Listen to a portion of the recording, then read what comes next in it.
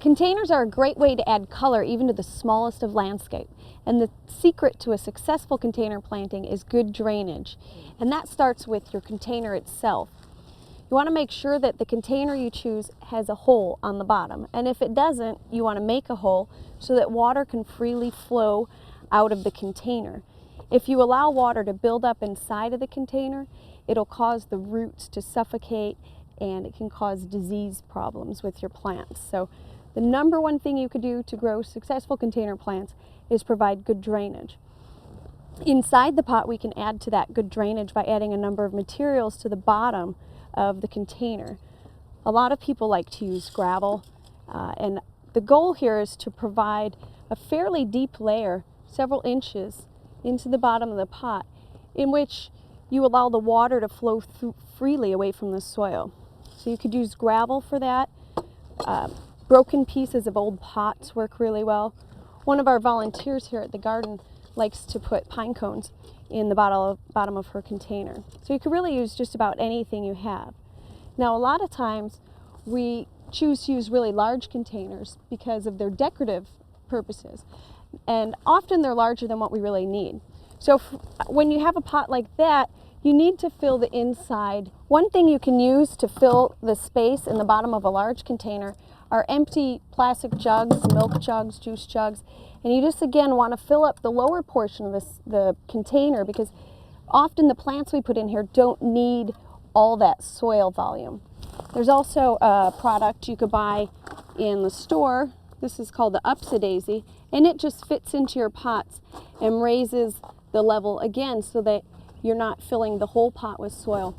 And the advantage of this is that you're going to use less soil and save money. And also when you're working with a large container, it's going to be lighter and easier to move around. Another product that you can use for that is called Better Than Rocks. And it's a plastic mesh material. And again, it holds the soil up and allows water to drain freely. Now for an outdoor container, I would put a double layer because if it rains heavily, you're going to get a lot of water in the pot. Well, now that we've taken care of drainage, we're ready to add soil. And there's a lot of different soil mixes that you find at the garden center, and it's hard to know what to use. This is a pre-mixed potting soil, and you can see the larger white chunks. This is perlite, and the large structure helps to add drainage to the pot. So you want to look for a mixture that has perlite, which will help add larger air spaces and pore spaces for water. There's also some sphagnum, peat mixed in here, and that helps hold the moisture. So we have good drainage, but we also have a soil that holds moisture for the plants that needs it. Now you can mix your own soil by mixing equal parts of perlite and sand with a nice loamy, rich soil.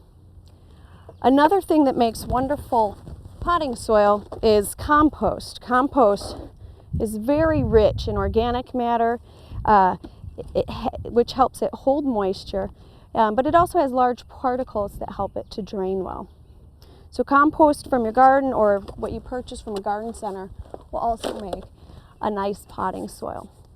Now when you're ready to plant, there's many things that you could put in a container. You could grow vegetables and fruits in your container. We usually see flowers, but you could even put small trees and shrubs in a nice sized container.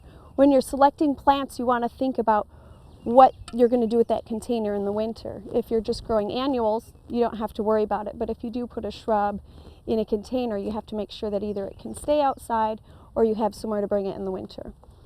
Now when you're putting plants in the container, you want to think about filling it at 3 different levels. You want to look for plants that grow tall.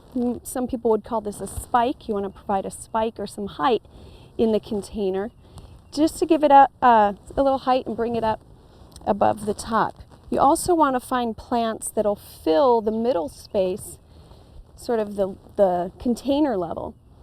And then finally you want to add something that'll trail over the edge and hang down.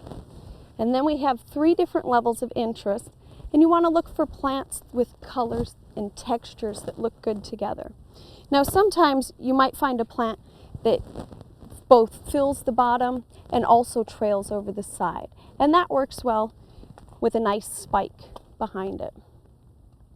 Once you have your container planted, you don't want to forget about water. We have really good drainage in here, and it'll be very difficult to overwater our container. But underwatering is a completely different story. Make sure to water regularly, and remember that water needs are going to increase as the plant grows and as the temperature rises. Choosing the right container for your potted plants is almost as important as selecting the plant material. There's a wide range of beautifully glazed pots to choose from, but actually just about anything can make a container for plants. A great place to look for these is at yard sales and even scavenging around in a junkyard. I have a few items here that were salvaged. These are old drainage tiles, and they make wonderful containers. One of the things you want to look for when you're looking for an item to use as a container is drainage. The holes on here will act as good drainage, and this pipe is open on the bottom. It would need to be set into the ground a little bit. You can also make containers out of scraps of wood. This nice window box is just made out of scrap wood. Or find treasures like old wash basins. Even old bathtubs make wonderful containers. Now, one thing you want to consider is matching the container to your landscape. And if you have a more formal looking landscape, you might want to use a nice glazed pot. But if you have a more rustic landscape, a nice stone basin makes a beautiful container.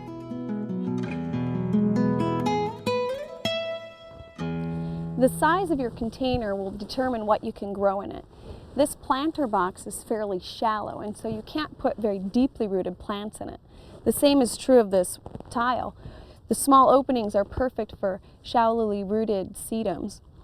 The color of your container also has some importance. Dark colors are going to get hotter in the summer, and lighter colors will stay cooler. So you want to consider that, especially if your planter is going to be in a very sunny, hot location.